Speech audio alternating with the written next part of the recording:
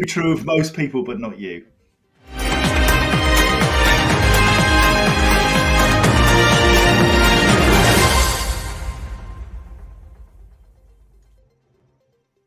Greetings and a warm welcome. This is the 10 o'clock news from the EV Café, brought to you this week by Geotab, telematics, but not as you know them. And I'm John Curtis, and today I'm joined by special reporters Paul, the Van Man Kirby, and Sam, Cut Me and Do I Not Bleed GridServe Clark. So grab a cuppa and plug in for the latest in clean transport and sustainability news. Hello, you two. Hello, JC. Now then, a great night was had by all on Wednesday night as these two dirty stop-outs attended the Fleet News Awards, with Sam picking up the award for ChargePoint Operator of the Year for GridServe. Was it the white tuxedo, Sam? No. Huge congratulations also go to our friend of the EV Cafe, Kate Tyrrell, and the Charge Safe team for winning the Outstanding New Product of the Year. Welcome, Sarah. Greetings and thank you. Remember that Fleet News, the providers of said awards, have their monthly news webinar on the 31st of March at 10 o'clock. Details are available from www.fleetnews.co.uk. Today, we are talking Volta, Octopus and BYD, the impact of cold on range, the SMMT calling for more government action on EV investment, and that no home charging inhibits EV take-up. Can't understand why. Sarah will speak to that, no doubt, as we get to the end, and some breaking news about the EV rally. But first, Volta Trucks. The leading and disruptive all-electric commercial vehicle manufacturer and services provider has announced another significant milestone on its journey to production, receiving European whole vehicle type approval for its 16-ton all-electric Volta Zero vehicle. The European Community whole vehicle type approval certification allows Volta Trucks to produce and sell the all-electric Volta Zero in volume. This is good news, Sam, isn't it? They can sell in volume. We like a bit of volume. The process was used to ensure that all vehicles meet the stringent and relevant environmental safety and security standards. The certification of the all-electric Volta Zero comes as the second generation production verification prototypes are soon to be delivered to customers across Europe as part of the pilot fleet of vehicles. Now then, we spoke to Carl Magnus Norden of Volta Trucks, Paul, didn't we, last month? Awesome guy. Amazing guy, and it is great to see the steady and inexorable progress that Volta are making. You know, we've talked many times about companies with great ambition but not getting over the line, and it does really look very, very positive for Volta, seeing customers purchasing vehicles but now getting the approval so that these things can go on the road. Great news. And Sam, you're heavily involved in HGVs and electric HGVs especially. You must be pleased to see development in this area.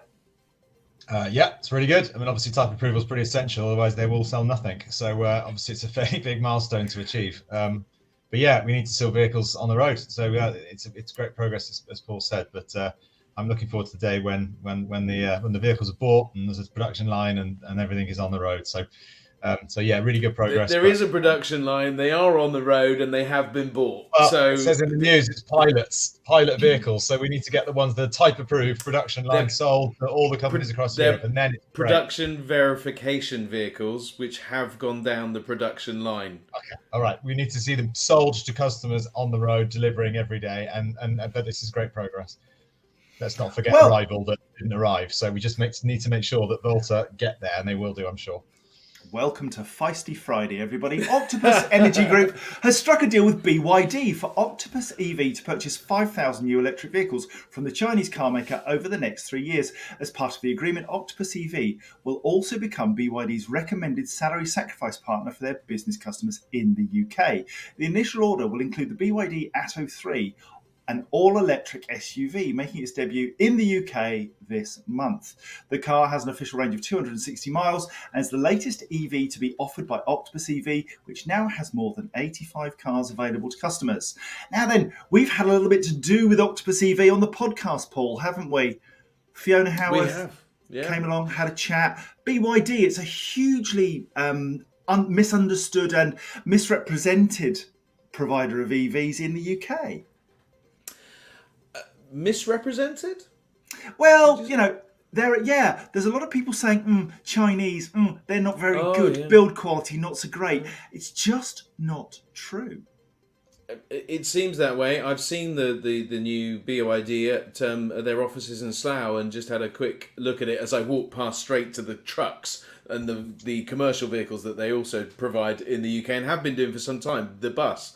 It is definitely something that we should be considering. We look at the MG Z4, right? And the MG4, that's selling really well, looks really good quality. I don't think, I think we get over focused on Chinese of times past. Indeed. Let's go across to our Woman of the Year in the automotive sector, Sarah Sloman. Sarah, BYD, have you ever driven one? I know I haven't. I've seen the buses, like Paul says, but never had the opportunity. Would you drive one if you could? Yeah, absolutely. I can't wait to see how this plays back because it just keeps freezing. But BYD stands for Build Your Dreams. Is that correct? Indeed. Which I think is a pretty cool. So yeah, that alone gets a nod from me. Yeah, in China at the moment, there are 60 million BYD taxis, electric taxis, and people wait for them because they're cheaper. So they actually queue. Rather than take an internal combustion engine vehicle, they wait for an electric vehicle because it's cheaper. And they're provided by BYD. Anyway, let's move on. Testing of a dozen electric vehicles in identical wintry conditions has revealed real-world ranges, which is not easy to say on a Friday, of up to a third less than official figures suggest. Now, we've known this ever since the electric vehicle came online. And Sam, I guess you knew that cold affected the delivery capacity of electric vehicles. Yes, it did. Sorry, I was waiting for you to read the rest of that piece, John. Sorry. No, I might go back to it in a minute. All right, fair enough. Yeah, identical wintry conditions raises my eyebrow ever so slightly because there are so many variables that affect range that it's impossible to ever be identical because you never know the tyre pressures or the weather conditions or the way in which the driver is driving those vehicles. So identical wintry. There's no real such thing as identical wintry conditions. And similarly, as Newham McTurk tells us on many occasions, different types of battery composite have very different effects on the cold as well. So it's definitely cold affects batteries. But putting specific percentages on it, I think it's a bit tricky. The cold makes everything smaller, doesn't it? Thank you, Paul. Anyway, let's move on. Now then, let's say hello to some people. Owen Pearce from Oxford, hello. Chris Carpenter of EV Civils and Easy Blocks. Hello, mate. No Johnny Berry. He's sunning himself in the Maldives, as you do when sustainability is at the heart of everything you do. Sarah Sloman, Paul Kirby, yeah, we know about them. Tim Ward, hello, Tim. Sam Cockwell, say nothing. Brilliant to see you. Andrew From the Stead. Falklands. Sam Cockwell from the Get Falklands. out. No. Yes. Worth Yeah. saying. That's a long way. Amazing. We're international. Wow. Truly. Sam, thank you, my friend. Not you, Sam Clark, Sam Cockwell. Andrew Stead. Is it good evening? Is it good evening? It's good What something. time is it in the Falklands? Sam, tell us. It's time to put your coat on. Andrew Stead, can I get this out? He's making steady progress. Love that. Steve Hamer. Hello, Steve. Lots of contribution from you, dear chap. Colin Boyton's in the house. Oh, wonder what he's here for. Maybe there's some news about the EV rally coming up. Anyway, let's go back to these cars being driven in consistent conditions, which is impossible in wintry conditions. The cars were driven from fully charged until they stopped, and the worst performers were the Funky Cat. I don't care if it's the worst performer, it still looks cool. What else have we got? It was about 33% short of its official range when it was charged. So 130 miles rather than 193. The Ariya from Nissan fell 16% short, and that was the best 16%. So we're looking at something between 16% and 33% reduction in the range you can cover as a result of the cold. And this is all done by What Car, this research. So it's pretty well bang on, I would suggest. Sarah, how do you perform in the cold? Perfectly, darling. But you just released a load of videos from earlier last year about how do you go longer, which was a very clever play on words, John Curtis. But looking back on it, reminded me that you just get so used to it. And if anybody out there was reading that and feeling afraid of getting an EV because in winter they'll be screwed, I would like to point out when the snow hit, it was in fact the Tesla that was getting out of this very rural village, not the diesel Land Rovers or the vans that were parked here is in fact the electric cars. So yes, I had to manage the range, and I think 30% is quite accurate actually as a drop. But at the same time, with the preconditioning and knowing that you're going to be leaving at a certain time, you can manage all of that easily. Certainly can, and you can manage anything easily because you're, let me think, Woman of the Year.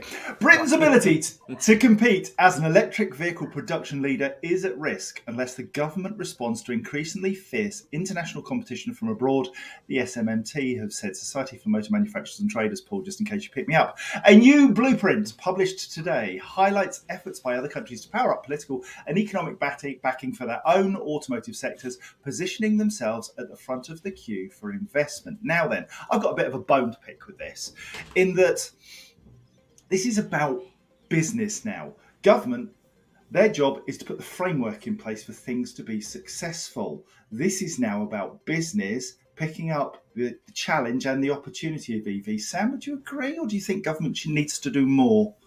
I think it's a bit of both, isn't it? I'm not sure whether I'd sit on one fence or the other. I think there is only one fence, so I'll sit on it. But I think, it's a combination of the both and the balance thereof, isn't it? We need stimulus from government to help accelerate various elements of the EV transition, but at the same time they need to then release their grip and let the market forces drive the change.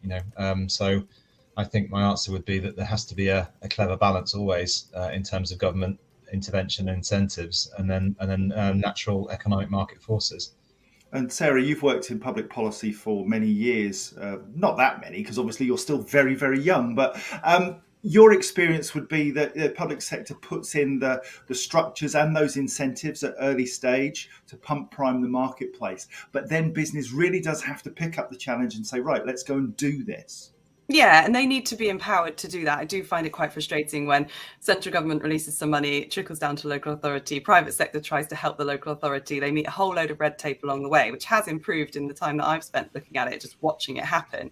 But it still is hard. It still is a sort of sigh in the room when you have to try to go through the procurement process with a local authority to present that private sector solution. So closing that gap between public and private is one thing, but also closing the gap between central government and local government and that empowerment piece is another. I think I've said many times, but you get the money and that's great, and then you deliver it as quickly as you physically possibly can with as few people on the team as there is, because it's obviously very understaffed in local authorities as well. And then you end up with something that's a little bit behind if the private sector had done it on its own, which is an absolute shame, because what local authorities do that private sector don't is put the person at the heart of it. So the residents, you may find having charging equipment somewhere that doesn't make perfect sense on paper for financial profitability, but makes perfect sense for the people that live there and need it. And as Sarah said, and she hopes I missed it, it is hard, isn't it, Paul?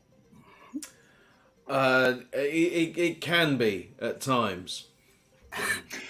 Anyway, in other news, less than a fifth of drivers would consider having an electric vehicle if they couldn't charge at home, according to a new study. What Car found that the majority of people would only be comfortable to make the switch to an EV if they had a home charger. The survey found that 93.6% of existing EV drivers can charge their car at home overnight, with 84% owning or looking to install a wall box charger. That's huge, isn't it? And we've got to get better at public charging. Sam, you picked up the award for Charge Point Operator of the Year. What's the answer to this? It's simple, really. It's an ever-changing beast, isn't it? I mean, I think the statistics interesting, but it needs to be captured on an almost weekly basis to see how that transition changes. I hope to see those figures improve over time. But it all comes down to infrastructure. We all know that. We've got aspirations to build significant numbers of more hubs like the ones in Reading and Thurrock and everywhere else over the next few months, and that will put people in a different comfort zone. Already I graze when I go from Cheltenham to London. I graze my charging on Reading east to west now, and I just stop in for 20 minutes and chuck in a couple of 100 miles. I don't even think about it. It's not planning anymore, and it's a phrase I put in a recent article. I don't stop to charge. I charge because I've stopped. And we've got to get into that mentality as we give them the tools to allow people to do that. The infrastructure doesn't allow people to do that just now, apart from little pockets like GridServe and Osprey and others. But we'll get there. We'll definitely get there. It's just we got to get the people comfortable with the ability to charge on the go. I can see Paul absolutely frothing. Go for it, Paul. So, The grazing idea works fabulously in a world where you have home charging, yeah, and you're not a commercial vehicle. So those two things, yeah, that's fine. You can graze all day long. However, the obstacle is not the infrastructure, in my humble opinion, for those people with a vehicle without the ability to charge at home. It's the price. The price is double that of charging at home on average. And if you've got that disparity, that inequality between two types of people, one person that has a drive and one person doesn't, that, I humbly submit, is your problem, because it is more expensive to drive that vehicle than it would be to drive the diesel or petrol comparison. So I think it's a both-and situation, but if we ignore the fact that people are having to pay so much more to publicly charge than charge at home, then I think we missed the point.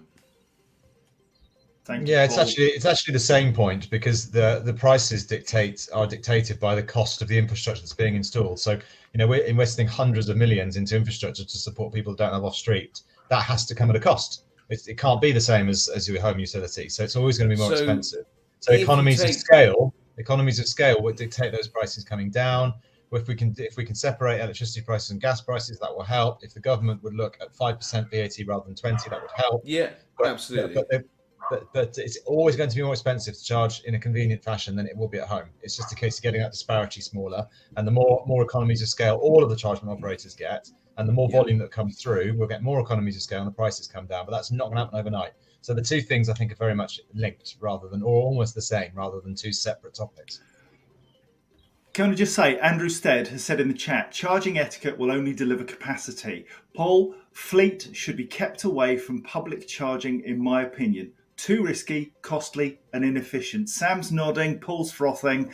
Let's go to Sarah. I'm not frothing. What I would say about that is that what defines fleet, because fleet is company why we have the transition that we do. So the money, the benefit in kind for private vehicles, for company vehicles, is the reason that we have the public infrastructure in the way that it is, and all of that kind of stuff, because people are using the public infrastructure because cost is not a prohibitor in that environment. But if we took fleet out of the charging world for public operators, they wouldn't have any money. No, I agree. Depends how you define fleet, I guess. Sarah, are you busy? Are you busy in July? Is July my favourite thing that happens every year without fail? Yeah, I'm definitely available if you're going to invite me to something really super cool that's never been done before. My birthday's in March, though. Yeah, super cool, we said, not super full. We are all going to be rather busy first week of July, because the EV rally is taking place in July. And the guys at the EV rally have just announced that Hertz are the official event vehicle partner. Now then, that's fabulous news, because they're providing the media cars and the organisational cars for the team. Sarah, are you in the team? I am in the team. Are you in the team, JC? I'm in the team. Media crew. Oh.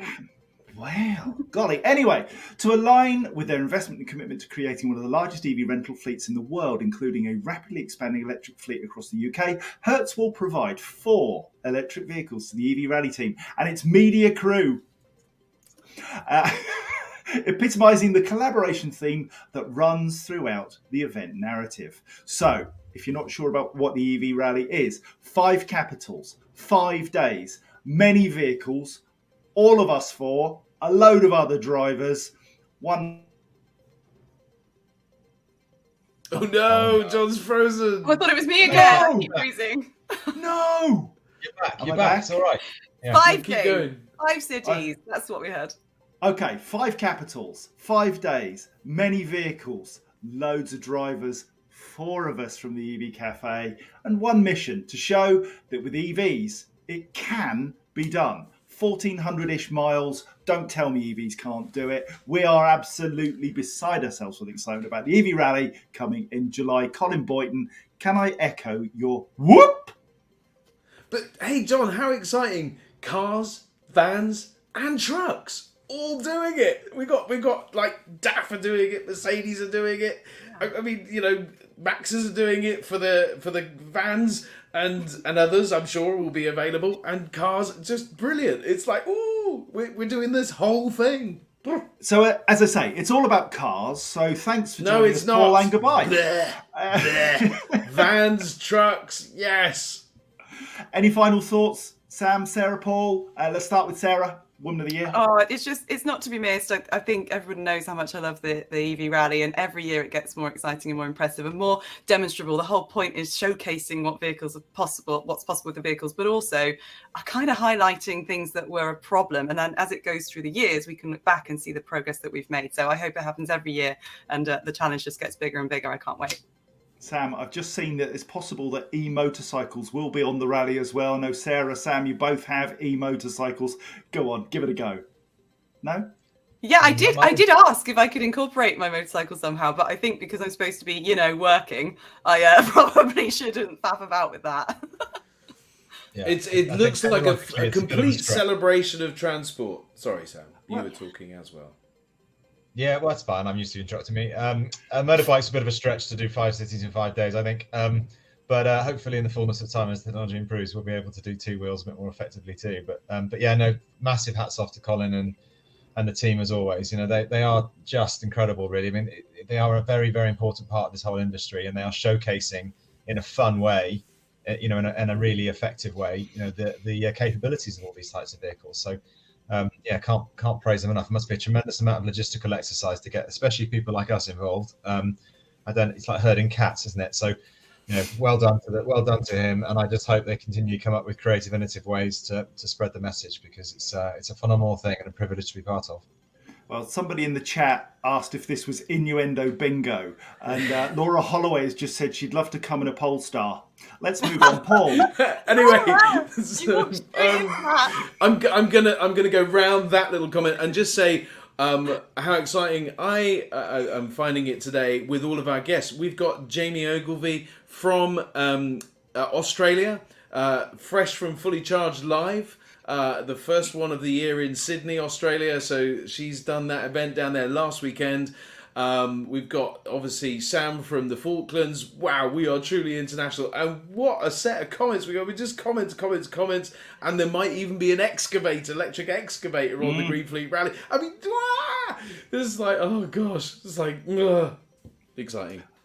I think you need to lie down in a dark room. If you've got any clean transport PR or news stories you'd like us to cover, please send them to us at hello@evcafe.org. And people are, and we thank you for that. Until next Friday, it's goodbye from me, it's goodbye from them, and it's worth noting again that Fleet News hold their monthly webinar on all things fleet, and this month, it's next Friday. This has been an EV Cafe production brought to you this week by Geotab. Other sustainability news services are available, but this is just... Butter! The EV Cafe News is regulated by Big Stuart Interval, Sparky from My Energy, Tuck from the AA, installed by EV Civils, monitored by Geotab, and insured by Churchill. We are the EV Cafe, supporting the transition to clean transport. Until next Friday.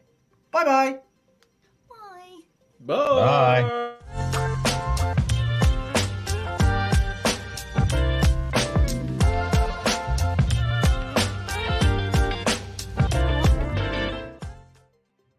I love that little theme tune.